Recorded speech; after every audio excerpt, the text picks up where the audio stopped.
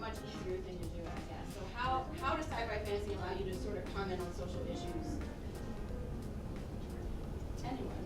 Well, with this book, we felt like there was this ability that we had to talk about issues that would have been really difficult to address head-on. We had to sort of come at them from a slanted angle in a way that was really nice for us, first of all, as writers, because it gave us the freedom to both engage with that, but not trigger ourselves constantly with the exact details of all of the things that, sometimes you can get so frustrated and overwhelmed with when you're dealing with the everyday world, but you still care about these issues very deeply and you want to engage with them in some important way. So, for instance, in this book, the bad guy is unfettered capitalism. And we got to write about that in a way that I think might have been hard, first of all, to publish in a very traditional sort of publishing space, and also in a way that let us take it to the end of the line and not really hold back on what we wanted to explore and comment on. Yes, also agree. So our book is published at Little Brown, and the imprint is actually James Patterson's imprint, but it's for children. So it's young adult, but crossover to adults. So we're talking about monstrous capitalistic regimes and the people who run them, and if there is one company, say Google ate Disney and then Microsoft ate that and then Amazon was in there and they all ate, that is the thing that controls the galaxies that these people now live in. So they have amazing 2-day shipping, and they have no rights, yes, and they can control everything. And so for us, it was a way to talk to teenagers about the world that they live in. They all read Hunger Games, and they were like, wow, isn't it amazing that this is a dystopia? I'm like, you currently live in a dystopia. You live in the capital. So it was exciting to kind of come at that. We would not have been able to do that as a contemporary YA fiction at all. Of course, art always in some way mirrors life or comments on life. I mean, for example, in this book, basically all the women on the earth are suddenly desirous of emasculating every male, and are doing so very successfully. But that's not what it's about. It's really about enforced conformity or enforced uniformity. It's something that our society does, or that seems to be ingrained in the human race, that we desire to, if we are a certain way, then all other people must be that way. We must remake everybody else in our own image. And so this is sort of a social commentary, shall we say, on one great failing of the human race. Mine is not really that secretive. The monster is pretty much just a monster. It doesn't really have any symbolism to that aspect. If I had to find some sort of liberating portion of what my book represents, I would say it's to look into yourself to find your own inner god or goddess and accept that possibility and that power that you find within yourself. But that's more of a hindsight association than what I had intended when I wrote it. I just pretty much focused on getting the book written, not really worrying about symbolism, to be honest with you. Look, it's limitless, really, the way you can employ social commentary into sci-fi fantasy. You can use metaphor, you can use exaggeration, but it's also a great avenue for kind of exploring what things you are frustrated with or curious about in a way that is you're obviously powerless to in the real world. With the Arcadia books, each one of them is a little bit different. Each one is a different genre. Like the second one, I lived for a while in Sydney in this neighborhood where the indigenous community had been, first of all, ghettoized some 30, 40 years ago, and was now being forcibly displaced for, of course, luxury importance. And so I wanted to sort of explore that with this creature that had taken up residency in the tunnels of the train station adjacent to this neighborhood. that would basically just grow and consume whatever it came into contact with. So it's things like that. And as I was writing like Sins of the Sun, I'm watching images of things like neo-fascists marching through the streets of these supposedly lovely American towns with lit torches. I'm seeing images of them in Australia. I'm seeing images of them in Europe, and it's just kind of, how is this becoming something in this century that is getting airtime, and you're watching these images thinking, where is a rabid werewolf when you need one? No spoilers. Yeah, and I think as an avid reader of sci-fi and fantasy, it's pretty much all I read these days because of what I do. What I like about it is that I feel like you can tell the truth. Sometimes more of the truth than you can in real fiction that takes place in real life, because real life has these constraints, right? That you don't have magic in real life, for example, or different things. So you can use metaphors and things like that, to me, to tell a bigger truth about something, and I think that's really cool. And so going back to the freedom of sci-fi and fantasy, what do y'all think about that? Do you think that writing it makes you more free because you're not constrained by the boundaries of the real world? Or is it harder because you're having to come up with everything on your own? So what do y'all think about just writing sci-fi and how it might relate to writing other things, especially those of you who have written other types of books? Well, for mine's more fantasy than science fiction, but I still have restraints, or constraints as it may be. Originally, my first draft, it takes place partially in the underworld, and I originally had only 3 rivers in it, and my editor, Greg Heron, wrote back and said, Homer was quite clear, there's more than 3 rivers and you can't erase them, so you need to at least mention the others. And, okay, well, that was something I had to go back and do. It was easy enough to fix, but that's when I realized, all right, I should probably stick not so far variance from the myths that are established, but I can take liberties with them as well. But is there a certain base building block of these myths that I have to work with? Well, as far as science fiction, if it's actually science fiction, then I think we're actually constrained by science itself. We can't do something we can't make 2 + 2 = 5, shall we say. For example, in this novel, we have partial elimination of gravity and inertia, partial neutralization of gravity and inertia. So, people can, drop from one floor to another in a house without having stairs or an elevator. In fact, people in the novel don't know how to climb stairs. The human race can't know how to do that because we are no longer dependent on such things. But otherwise, you can go as far as the imagination can take you. In this novel, I just basically worldscaped an entire world far, far in the future. Human beings have gone to another world and basically forgotten parts of their past and lost all of their technology.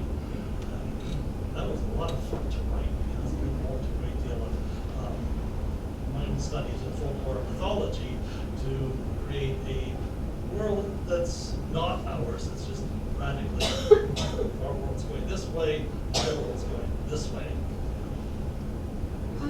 In writing genre fiction, I feel much more free to write about power structures and to also change up those power structures. I think that because of the expectations of world building in genre fiction, we want our writers or expect our writers to get into how the world works, and how the world works when it comes to people often comes down to power. It comes down to gender and class and race and ability and all of these elements and things that are constantly, and 100 other things that are all twisting together.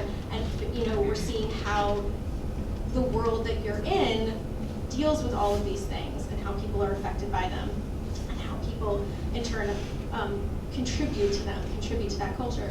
So having written only one book that doesn't have genre elements in it, I felt very hemmed in by having to deal with.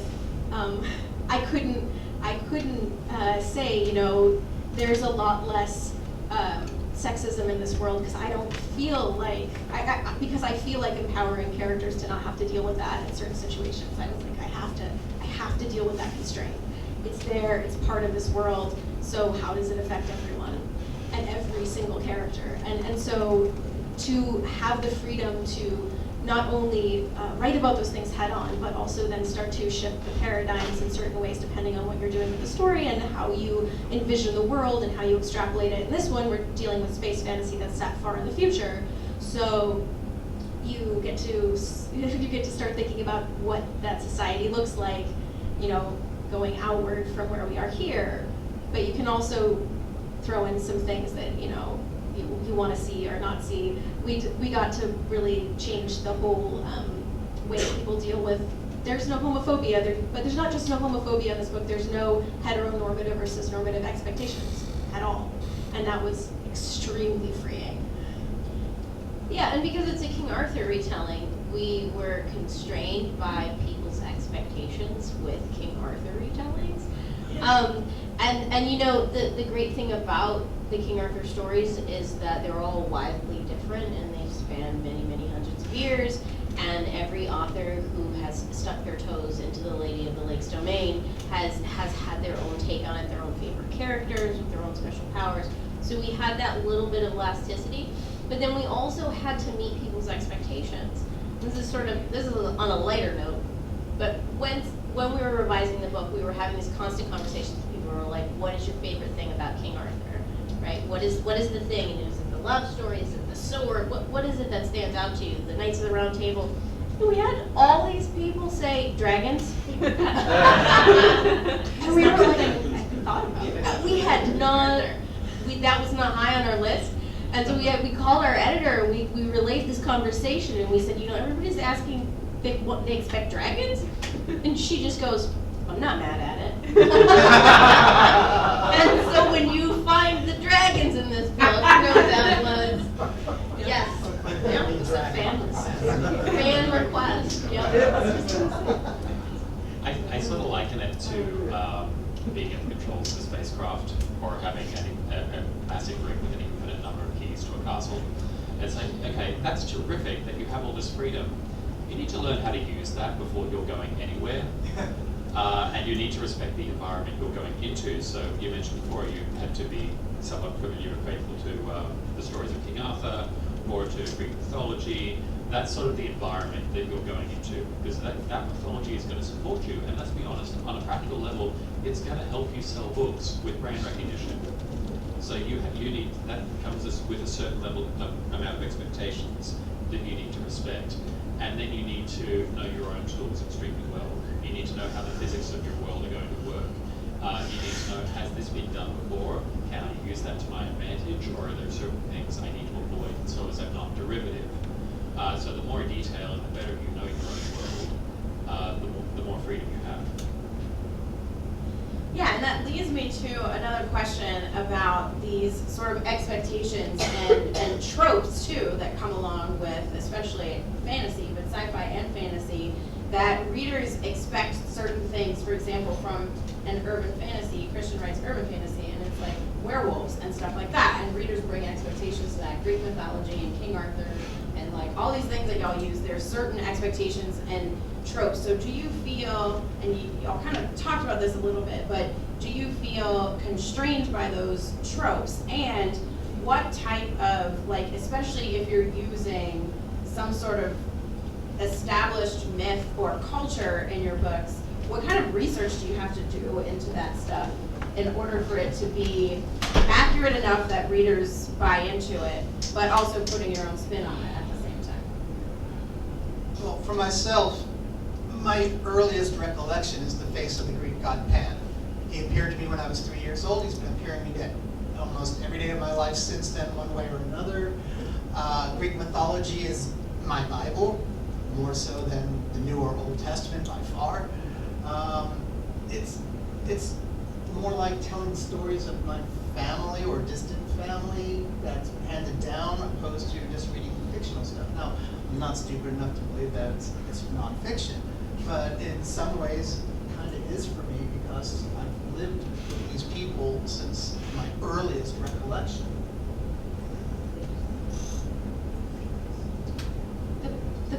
thing that came up for me was actually not in this book, but in a series that I write. The first book is called The Brilliant Death, and it's based on an Italian folklore. So the magic I was dealing with in those books was based on Italian folktale magic, which is really different than readers' expectations of high fantasy magic.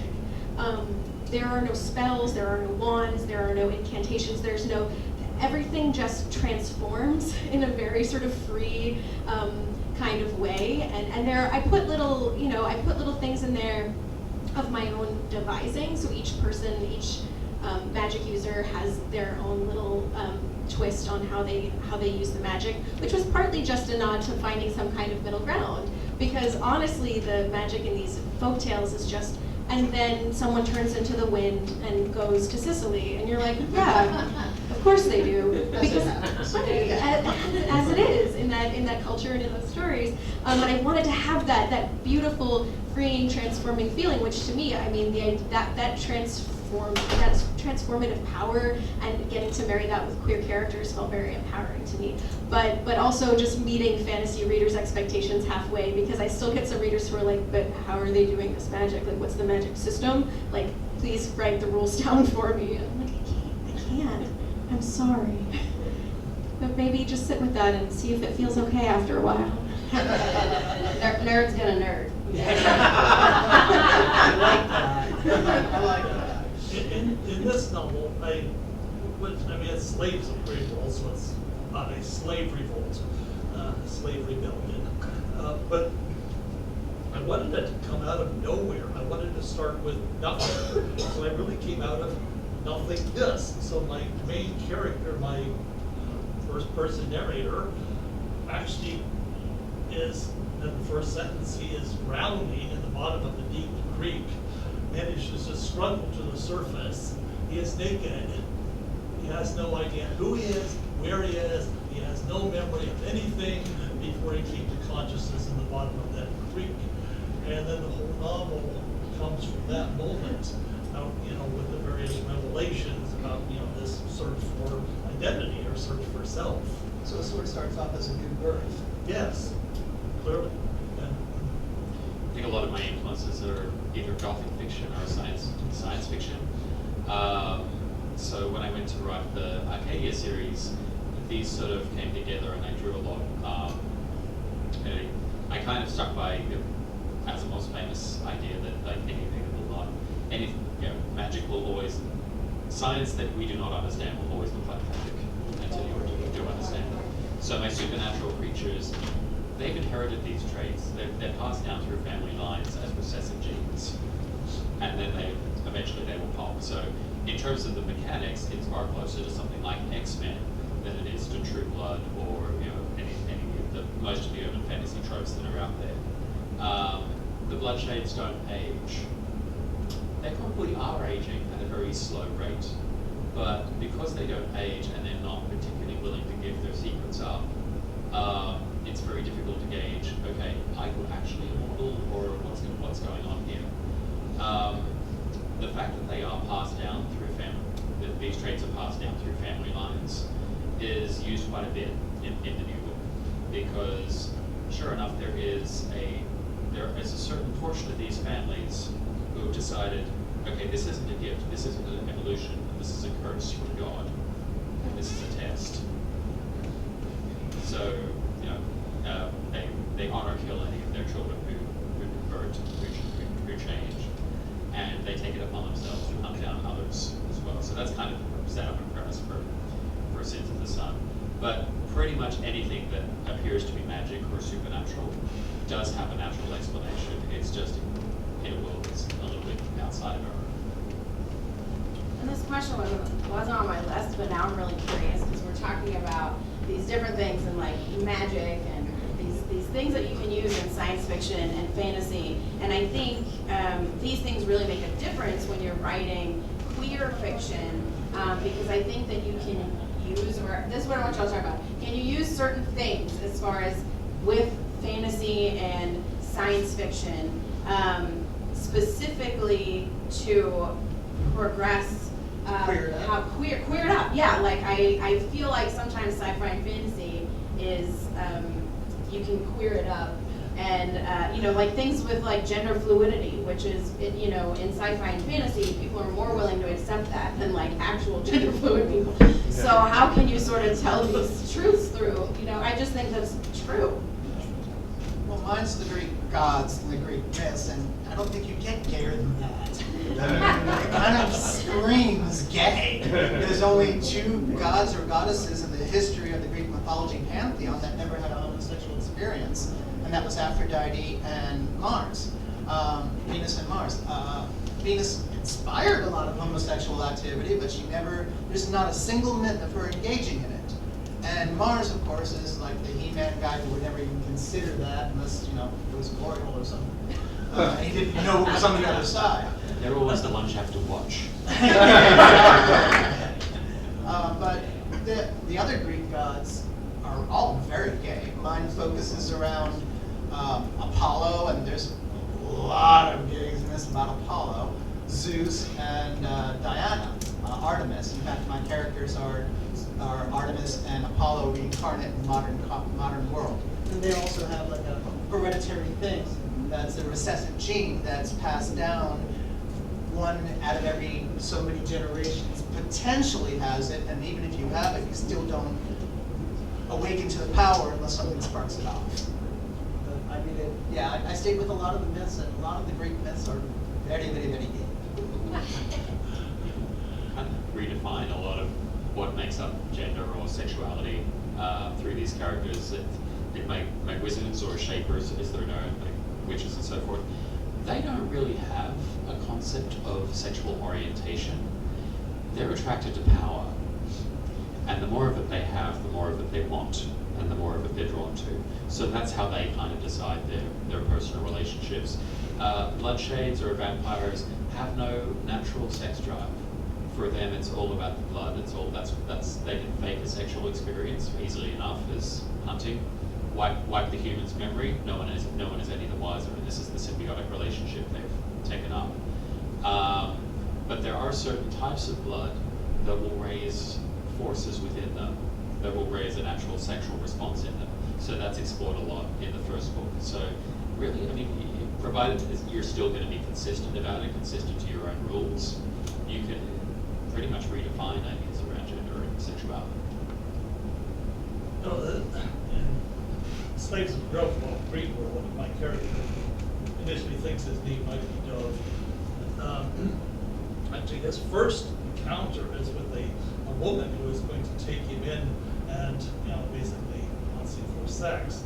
And he actually does have to perform with her, but he discovers when he meets one of her slaves, Rerit, that his real attraction is for the male. And so, yeah, there's a lot of gay sex in this particular work. This one, gay sex, no. The guys who've been emasculated, they're now called buffs, with a totally different denotation than it is today. And yeah, they sometimes have sex with each other. Mainly there's a lot of description of masturbation in this one. A whole lot of description of masturbation. And not just normal masturbation, but masturbation that goes like above and beyond any imagination and any masturbation anybody has ever imagined. What's normal masturbation? I want to know how you define that. Yeah, it's okay. Now I'm working on it. Do not move that here. With Once and Future, we have 2 point of view characters, Ari, who is the 42nd reincarnation of King Arthur, who is a pansexual individual, and then we have Merlin, who, if you know your King Arthur, ages backwards. And so we are so far into the future that Merlin is a teenager and not at all happy about it. And of course he's not straight. There are people who are like, why did you make Merlin gay? I'm like, have you been paying attention? He's always been gay. And then there's the Knights of the Rainbow, and then we have a whole cast of queer knights who accompany these 2 through space. So this is a YA book that just came out that is starring all these different types of queer people. We do have a token white straight male. We didn't do it on purpose, but when we figured it out, we just ran with it. He does die.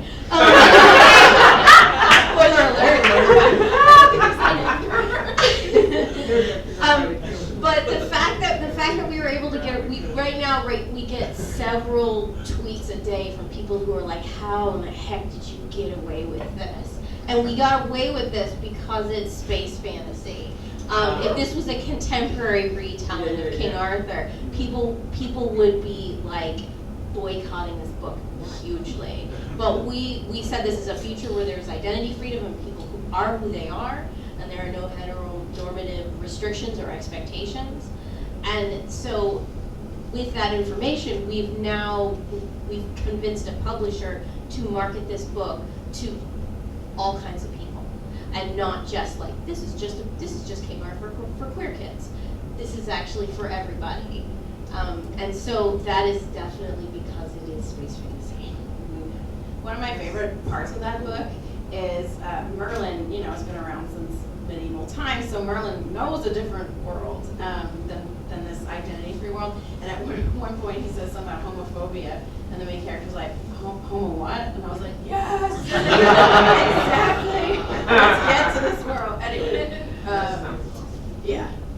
so this kind of also brings me to another question about things to avoid as far as tropes, because something that I really hate as a genderqueer person is when, especially in sci-fi and fantasy, the only things that you see that are gender fluid or genderqueer in any way are like aliens and things that aren't human, right? Like you see a lot of that where the representations are the non-human things. And that is really annoying to me because it's a real thing, but that makes it seem like it's not a real thing, that it's only weirdos. Anyway, not saying that I'm not a weirdo, but so can we talk about that a little bit too, and like tropes that you see specifically in sci-fi and fantasy that you think should be avoided, whether or not you employ them. Hopefully you don't if you think that they should be avoided. Binary gendered magic. Magic systems where it's like the women can only do this magic and the men can only do this magic, and there's no other possibility ever. I know that the Earthsea books start out like that, and then as those were published a while ago, so the Wizard of Earthsea starts out that way, and then like as you go further and further, Ursula Le Guin starts to interrogate that idea and kind of open her own understanding of what that could mean and why it became that way and what other possibilities could be in that world. But you still see a surprising amount of binary gendered magic systems. Look at the language of the wardrobe. Narnia, the women get bows and arrows and a little tiny dagger, and the men get these huge phallic swords. It's pretty clear that that's the way it's done, though. That was the time. In the interest of getting out of here before one of us dies, I'm only going to mention one, and that is in like really distinctive, obnoxious alpha omega shifter romance. Really contentious issue, particularly sort of in the MM romance community. Some people love these stories and just read almost nothing but, and some people just find them bitterly homophobic and offensive. I'm kind of in the middle in that, I can see the appeal, and there is a way you could do them that is inoffensive and kind of cool. I think they're whether they're dealing with the idea of MPreg, which is the male character becomes pregnant, or not. I think if your character is gender fluid or trans or anything else where this is credible, this could actually be real, that's absolutely fine. But there are too many of these stories out there that are just too cis. They might as well be straight males because that's pretty much the way they've been written. And one of them is clearly subservient and submissive to the other. And the way it reads like an almost abusive heterosexual relationship. It reads like misogynistic, it reads extremely homophobic. And you would think people would be a little more, if you're writing gay fiction, you'd be a little bit more sensitive to that as trope. But I'm amazed the number of the sheer amount of material that's out there. You know, we're meant to buy these guys as romantic partners, but one is calling the other his bitch throughout the entire book. Like, really? To read that as a gay man, and as I would imagine, as a woman, how are you not reading that and going, no. I mean, that's the one that probably sets me off the most.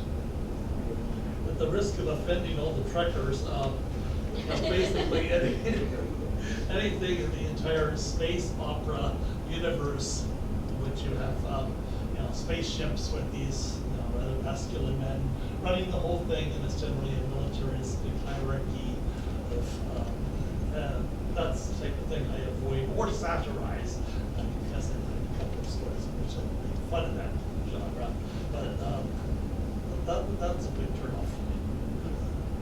Eric? Basically, they pretty much covered all the way I feel about it. I mean, I don't really put my characters into gender restrictions. I mean, yes, I write female characters, yes, I write male characters, some gay, some straight, but I never stop to think if they're limited to anything, because I have women who would kick my ass if I ever tried to do that.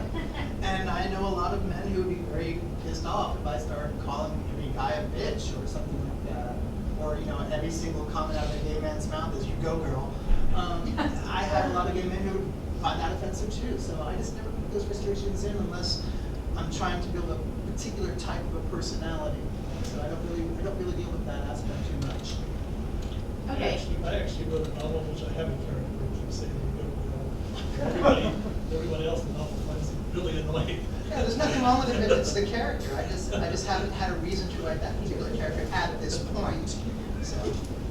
And I'm going to call out the elephant in the room, because this is just who I am, that this is a bunch of white people up here, and mostly white people in the audience, but I want to talk about, too, race in these things, because there's an intersection of these things that a lot of people don't ever really think about. And so, as white people writing things, I think one of the tropes that I wanted to bring up too is like people of color as sidekicks, which you see a lot in science fiction and fantasy, where there's like this white savior hero, and then they have like a person of color as their sidekick, and that is a trope that really I cannot take that, and you see it everywhere. So when you're world building, and this is really more micro world building than macro world building, when you're building these worlds and you're thinking about things like power structures, for example, which I know y'all talked about, how or do you consider how different people fit into that, and in your world, how it's being portrayed, and if it could harm real world people, if that makes sense. Okay, I'm going to speak up, because I'm not entirely white. This is true, yes. So the King Arthur, the girl who is King Arthur in our book is from a planet that was settled by Middle Eastern people, and so she is of Arab descent. Now, this is so far in the future where we can't quite use the same words, the contemporary words, make sense.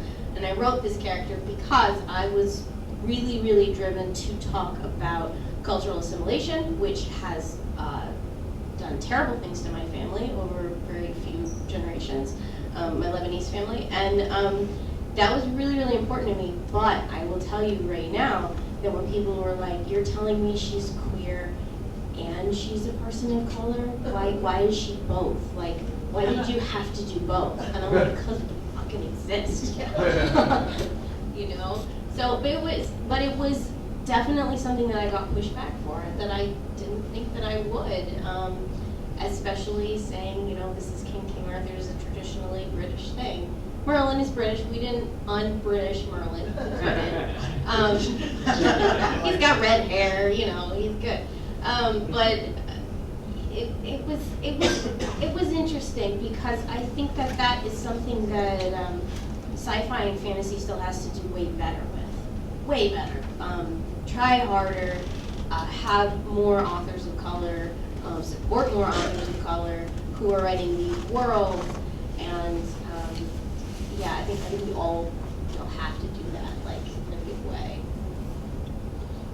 Well, I said yesterday during a panel that I had the pleasure to meet George Martin, who wrote Game of Thrones, and I asked him a question about some of his gay characters. And his response was, I don't know if you're aware of this, but there are gay people in the world, so there should be some in mine. And that made sense. My main characters in this are Greek, so they're not Caucasian, and being that they live in Seattle, they have Asian friends, Filipino friends, all different friends. I plan on writing more books about the Greek myths and the male gods, and when I was planning out my The God of the Dead book, Hades just seemed naturally African American. That's no negative thing, just that's the way he appeared to me. And so I picture him with this, I have a very distinct image of what Hades looks like to me. And so I've asked a few of my African American friends and people of color for certain technologies, for certain things that as a white man, I don't know. I mean, let's get real, haircut, way a lot of people who have dreadlocks or curls take care of their hair differently than white people do. And I want to make sure that I get those things right. So I asked them, and they give me great advice. My Filipino friends gave me all sorts of information about different adobe chicken recipes, things like that, which mentioned in passing, it does help to add background to the particular character of ethnicity. I definitely think about race in terms of world building, but as someone, and I think that it's really important to avoid like just the super tropey, stereotypical sidekick characters, but as a white, queer person who sees how painful it can be when the most visible of our stories are written by people who aren't us, I'm not going to I'm not going to take somebody else's story. I'm not going to take somebody, a writer of color's chance to write their story, their voice, their main character. I'm just not going to do that. So I try to find ways to be inclusive in the way that I hope other people would be inclusive of queer characters without co-opting a story and taking a space and publishing from someone who has that to say, where it's coming from, that really authentic place, which actually has been an odd moment sometimes when people ask us about who wrote which of the main characters in our book, because people tend to go by stereotypical gender markers and assume that I wrote the girl character, but I'm white and I'm not the character. I don't share the character's heritage, our Arthur character. So I think it's an interesting expectation that would be the overriding consideration, when to me it's very obvious that I wouldn't do that. But you can't take these things for granted right now, and I think it's important to just find those authentic voices, support them, support authors of color and queer authors of color. It's so interesting to me that they were like, these two things don't exist together. Like, that's Two really, things, those are two things. right? Two separate things, Two right? things are like so many more than two. But I feel like that happens a lot, especially in YA. Yes. That I feel like it happens more in YA. I mean, it happens everywhere, but I think in YA especially, it's a weird thing. Do you think it's because there's a sense there, particularly if you're not writing about a group to which you belong, of trying to tick boxes? So I want one in every color. I need someone to represent people of color. I need someone to represent people with disabilities. You wind up with the Glee syndrome. And these characters don't have a lot of definition outside of their. First of all, it's kind of othering, which is its own set of worries. People have sort of talked about the concept of own voices in terms of not wanting to tread on and take over other people's stories if we're not the people to tell them. That's kind of an eternal balancing act, because you can write a story with a main character in a group to whom you don't belong. It's a lot of work and there is a lot of considerations you need to take into account if you're writing from the perspective of a group that is less intrinsically, that is marginalized compared to your own. And at the same time, okay, if you want a diverse cast of supporting characters, how are those supporting characters being represented? As you mentioned before, the people of color sidekick. Okay, that's one way to make sure your character of color gets plenty of screen time, lines, and so forth, and is prominent, and they might be a beloved character. but how do you still, what's the line between that and falling into this trope? Probably my most recognizable and prominent character of color in the Arcadia series, and there are others, but there's Colin. He is a 7-foot Haitian bloodshade. And I decided the most interesting way to sort of integrate him in what is, I will admit, primarily a white cast because they're European descended, is to make him the mentor of my main character. So my main character is a 150-year-old Danish guy who, through various circumstances, was taken under the wing and mentored by this looming 7-foot Haitian bloodshade who basically, has popped up in various places around the world throughout history, and is not accustomed to people telling him no.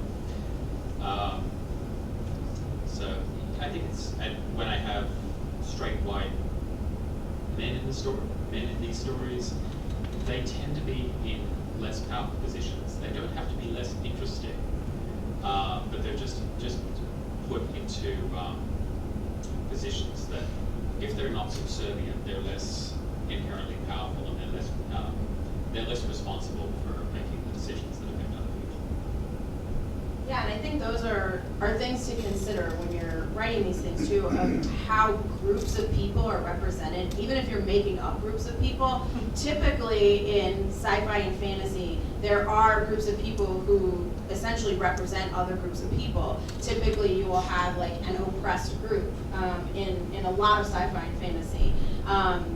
And so a lot of the times, I feel like in reading it, the sci-fi and fantasy authors don't always think about how the groups of people that they're making up sort of correlate with real life groups of people, and like, oh, like you're saying, like, oh, well, we have this oppressed group, and the oppressed group is all the people of color, and then and it's like, that's boring and what we already know. And so, I think that's an interesting conversation as well, as far as thinking about different power structures. Like I read one and it was, I read a book and it was like, cat people or something like that. But the cat people who were sort of on the bottom of the totem pole were cats without tails. And so it essentially was like disabled people were at the bottom of this. And I was like, this is interesting. I wonder if they like thought about that, right? It was just like tails were a big deal to these cats. And they don't have, so do y'all think about this when like making stuff up? I'd like to jump in for just a second. Go ahead. I wanted to talk about the race. Oh, sure, I'll yeah. go back to the last question in just a minute. Because my characters don't think about race. They are different races. I mean, I have characters in here who are, of different races. I mean, the character Chet, who is black. He doesn't walk down the street thinking, here I am, walking while black. He's thinking about the problems he's having. He's thinking about the lady down the street and what she has done to these 3 young boys. And he's worried about what's happening with his father. And he's dealing with his human problems. And so my characters are not walking around conscious of it all the time, unless something should actually happen to draw their attention. I think, sorry. Okay, actually, I do have a character here who thinks of somebody else as being black. He's like really infatuated with him and hot for him and wants to be like him. Jumping right on that just before we go on, if that's okay. One of my favorite lines in all of urban fantasy is in American Gods, where Anansi is talking to the line of slaves on the ship, and he says, "You don't even know you're black yet." Yeah. That says everything. That says so much. I was going to say, I think that when you're talking about different minority groups and different races, you have to include gender on that. Oh, yeah. And I have a lesbian voyeuristic scene in my book, and as a man, even as a gay man, we're taught to look at tits and ass, and that's not how a woman looks at another woman. And I wrote this scene, and I was like, this isn't feeling right. So I asked several of my lesbian clients, and I was like, what is it that attracts you to another woman? What's the first part? And I learned that it's not just tits and ass. It's the softness of the inner arm, the inner thigh, the lower part of the back. It's the softer parts that attract generally from these women that I spoke to, that attract their eyes. And so that really shaped on how I wrote this scene, because I wanted to be accurate. I didn't want to be a male writer writing from a female perspective, because I've read a lot of those where you can tell the gender of the author by the way they're describing the opposite gender. And I mean, gay men don't sit in bathtubs with Tracy Chapman, and that just doesn't happen. Maybe once, but I just thought I wanted to be gender, what's the word? Gender fair, I guess. I wanted to make sure that I could at least represent what I didn't know about acting. Oh, I'm a teacher. I teach writing for children and young adults at Vermont College of Fine Arts, and I have a lot of students who want to write about identities that they don't have experience with. And I explain how long the process is, and some of them run away and write about themselves. And some of them don't, some of them take up on the challenge. But the key there is you don't know what you don't know. And you don't know what you're saying one thing, what it means to people from that identity, from that experience, even when it's sci-fi and fantasy. Because we are not writing for futuristic readers. We are writing for the readers who are alive right now. And they're gonna read shit into what you're writing. Yeah. So make sure you find out, if you don't know what you don't know, you have to ask people. You have to be willing to be wrong and to change things. Yeah. So, and some people aren't. Yeah. And the advice that I would give, you know, Eric's talked a lot about like talking to friends and things like that are in the identities. The advice that I would give is like pay those people. Don't just expect them to do this labor for free, right? All of So, my acknowledgements. you know, okay, cool. And I mean, even if it's like, let me buy you lunch or coffee or whatever, like give them something in exchange for their time, because I find that a lot of people don't do that. They'll just say, hey, I'm writing this, will you read this whole book for me and tell me where all the problems are? And it's like, that takes a lot of time. So at least like, you know, make sure that the people that you're asking to help are like, you know, getting compensated. I have my clients trapped on a massage table, so it's kind of like a give win-win situation. Right. The average professional sensitivity read is $500. It should be $500. Wow. Because they are helping you do it right. Yeah, and the emotional labor that goes Yeah, into yeah, that is very real. Especially if having you are done doing these this for some people Yeah. for queer representation, it's a very real dimension of the work you're doing. You're basically asking them to explain how you've hurt them. Yeah. Yeah. And to relive trauma, Yeah. right? So just be aware, I guess, of that stuff as well. So one more question before I take questions from y'all, which I think we touched on pretty much everything that I had on this list. But what do y'all think about just generally sci-fi and fantasy versus like literary fiction or regular fiction? Something that happens to me all the time in owning a genre bookstore, and specifically sci-fi and fantasy genre bookstore, is people will come in and ask like where the real books are, or like where are the adult books, and I get that kind of stuff all the time, and it really bothers me. So I just wanted to talk about that. Like, do y'all see that a lot in like writing it?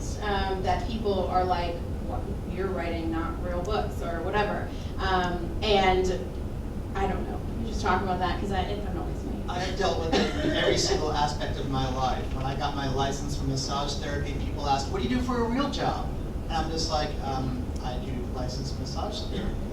And when I started getting published, well, what do you do for a day job? And I'm like, well, that one's a legitimate question for now, but it's still a real job, even if it's not your main source of income. Yeah. And I just get frustrated with that. And so I just think that whatever book you're writing is a real book, as long as it's what you want to write. It makes no difference what genre, what gender, what anything. As long as it's what you want to write, it's a legitimate literature book, period. Yeah, I've written all kinds of things. I mean, I've written some science fiction, but I've also written gay romantic comedies. I've written a lot of gay erotica. I've written, well, I've written several which delve into issues dealing with dissociative identity disorders. I wrote a whole novel about that. It's available upstairs, by the way, called Heart's Eternal Desire, and a man in love with another man who has multiple personalities. So I'm writing a whole lot of different genres. I don't stick in any one. So I don't actually know if I've encountered anybody specifically not thinking science fiction is real. I just think all of my books aren't real, which is true because I'm making them up. I'm just making this shit up. Yes. I think that the way that people treat sci-fi and fantasy is maybe part of what appealed to me about. There's just something kind of defiant about like, no, I like the weird shit over here. Like I don't need you're the mainstream book that's very, that's considered very important and brilliant by everyone else is probably not the thing that's going to appeal to my queer nerdy heart. So I'm not that surprised that that's what I'm drawn to. And then, if I just wanted respect and accolades, I wouldn't write YA science fiction. I mean, you just get to the point where you write what you need to write. I mean, we definitely face people who are like, oh, you write YA? Do you think one day you'll move up in the world and write for adults? And like, YA is harder. Try it. Just try it. Yeah. Because when you're writing a sci-fi book and it's awesome and you're into it and you've created all this great world building and these characters and this whole thing, and you turn it into your agents like we did, and it's 130,000 words, and they say, this is wonderful and brilliant, cut 40,000 words immediately. Yeah. So there are restrictions in this age group. There are expectations for pace and for tension and for character arcs that don't exist in the adult world. And they are hard. They are very hard. I have 3 degrees in writing, and my degree in writing for children and young adults is the one that actually made me a better writer. And so it's kind of interesting that there's also genreism, like, you know what? Genreism, totally. Because I've written nonfiction. I have a nonfiction fiction book coming out about Khalil Gibran, and I have written contemporary YA, 2 contemporary YA books, and I wrote a book about prostitutes in space, and that was my first one. That one was great. But it's more fun to write sci-fi and fantasy than it is to write about this contemporary. We started writing this book in November 2016, and there was a reason that we needed to escape to a future that was beyond this fucking planet. And so when it goes back to being an author is really hard, and having a whole bunch of careers that you have to juggle so that you can be an author is even harder. And so at the end of the day, I'm like, do I want to start a really serious literary fiction about someone who's sitting there with their tea, staring out the window, thinking about their mom? No, I don't want to write that. I'm gonna write Space King Arthur, So I think it goes back to doing what you love and making that how you make your money. So did you just hear what you said though? You separated your book away from literature. You said, instead of writing literary, I prefer to write science fiction. So you just did the same thing we're trying to avoid. I know, and it's subconscious, we all do it. And this is commercial too, and people act like literary and commercial are the antithesis, those are the antithesis of each other. And I was like, no, that's not true at all. And there's somebody out there who really wants to write that book about drinking tea. They should be writing that book. Right. It's not that book should exist. It's that they should be doing it. And yeah. If that's not what calls to you, then don't do it. No, literary means that only 3 people buy your book. Commercial means that 10,000 or 30,000 or 100,000 people buy your book. You're talking about cutting. I mean, that actually does. This novel I ended up having to be told by my editor I had to cut 10,000 words and had my Christmas break from college to do that 10,000 word cut. This book, I elected, since no publisher wanted anything of this length, to basically publish this through brain space through Amazon.com, because that was literally the only way I was going to get this in print right now. I'm not Diana Gabaldon. She can write a doorstopper. So do we have any questions from, go ahead. Yeah, I'm sorry. No, that's okay. I kind of experienced this with my first 2 books. My first one was the first in this series, and pushback on three fronts. I had it because I was a first-time author. I was published through a tiny, a small press. It was urban fantasy, so there was a certain dismissal of, oh, okay, this isn't literary, even though it had literally been rejected by one of the big 5 publishers for being, I don't know if this is literary or genre. It's kind of in between. And the fourth thing I had to contend with was, in Australia, there is a real resistance to anything that is remotely sci-fi, fantasy, or horror if it is set in Australia. There is an idea of that cannot possibly happen here. It's like, we're talking about immortal fiends who feed on the life's blood of humanity and live completely anonymous among us. It's not going to happen anywhere. What makes you so special? A lot of people would say that could happen in New Orleans.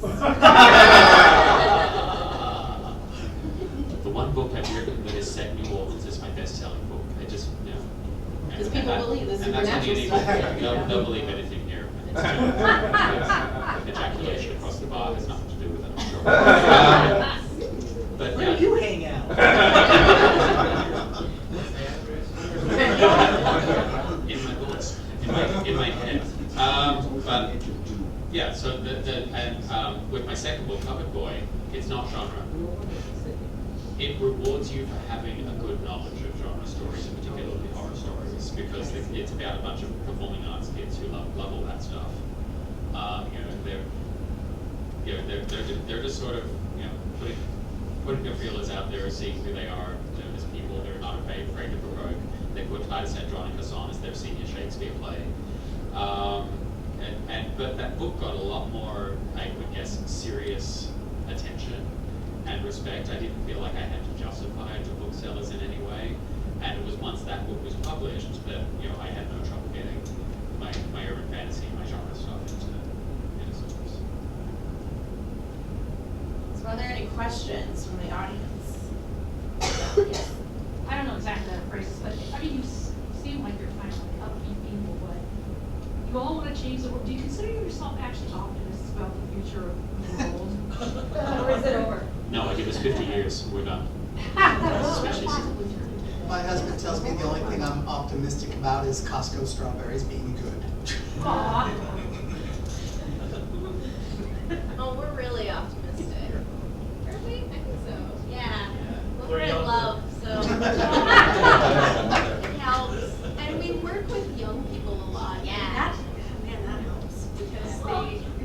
I guess the reason I ask is that, although I've never heard her speak, I have this image in my head of Margaret Atwood just really being kind of like a pessimist all the way across. Actually, she's kind of funny. I've seen an interview with her.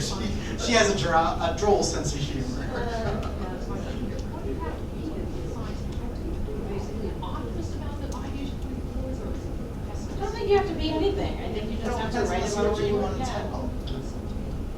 I mean, I tend to agree with Cori. I think I'm pretty optimistic. If I'm asking myself seriously, all jokes aside, what do I expect for the future? I'm generally optimistic. Like it feels like in this political moment we've taken a few steps back. Overall, we're still moving forward. And this could be the step back that kind of wakes everyone up and okay, this is not the future we want. We need to take drastic action to try and correct this. So maybe this period in our history is sadly necessary. I think overall I'm an optimist. Dry humor appeals to me. And I'm like dark humor and sort of violent humor in a fictional context. I really enjoy all of that. So people tend to think I'm much more negative and pessimistic than I actually am. I'm not the characters, the plot, the setting, or the theme of my books, of any of them. I mean, they're stuff I'm making up. They're not me. I mean, in my real life, I have a different name, and I teach in a college, and I'm dynamic in the classroom, and the rest of the time I'm this really gray, boring individual who sits at a desk and grades thousands of student essays and gets up at 3 or 4 o'clock in the morning because I just have to write, several thousand words a day, and I'm not interesting. at all. My characters are interesting, they have interesting things that happen to them. I think my optimism is completely channeled into my science fiction and fantasy writing, because to me that's the space where I can say the world doesn't have to be this. It doesn't always have to be like this. Things can change. Look at all of these possibilities. It's a possibility space, and so to me that's where I find my optimism, both as a writer and often as a reader. You're literally writing a brave new world. Yeah, I think So that's the like- least optimistic Totally. Yeah. As a bookseller and an avid reader of sci-fi and fantasy, I think there's been a lot, and I think it ebbs and flows with what's out there, with the political climate a lot of the times, because it's a lot of sci-fi and fantasy writers are writing things in response to, and so you get a lot. There's been, just over the past few years, even before the election, there was a lot of like grim, dark, dystopian, everything's gonna get shitty and the world's gonna end sci-fi and fantasy. And that gets really exhausting for me, so I enjoy reading optimistic stuff much more, because like I want to see a future in which identity freedom is a thing, right? Like that's what I want to see, and I think that's sort of the joy of sci-fi and especially sci-fi, but also fantasy as a reader, is that like you can imagine worlds that are better and like worlds that are different, and I think that's something that's really cool, and I'm hoping that we are kind of moving from that grim like era into a more optimistic, and we'll start seeing like better futures instead of just apocalyptic / dystopia / all of that. Well, I was gonna say, we have a really close friend who loves dystopian novels.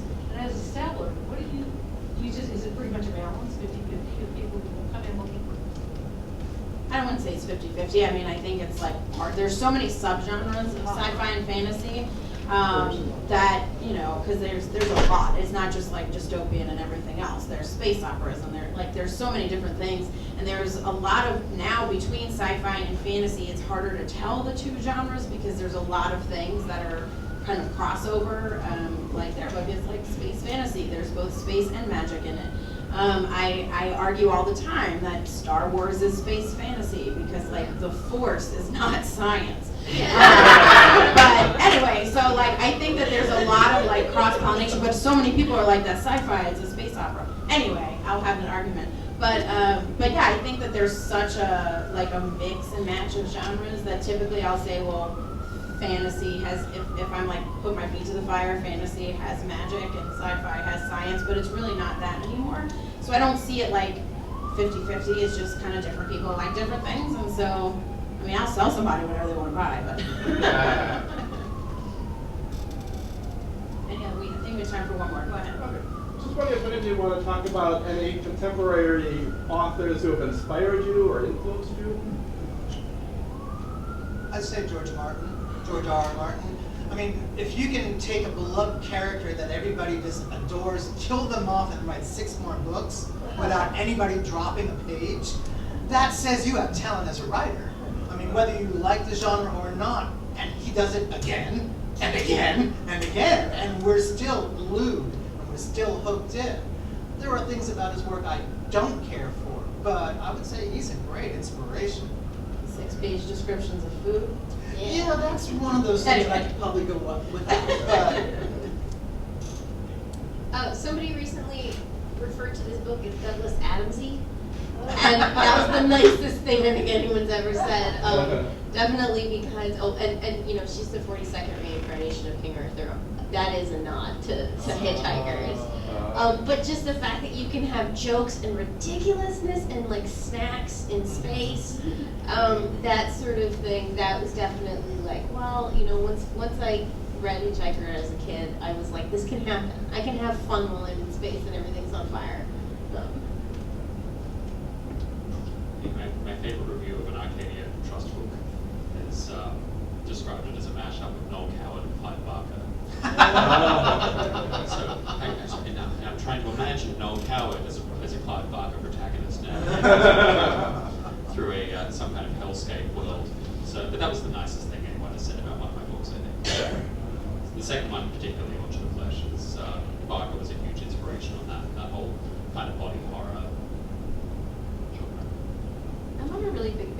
of sci-fi and fantasy authors right now who kind of straddle the line between real world and other world. Shana McGuire, the Wayward Children series, Stendia Corafor's Binti series, Charlie Jane Anders' All the Birds in the Sky are all books that I've read really recently and really loved, and I think there's something about that balance that for some reason right now I'm really enjoying. So those are three I'd really recommend.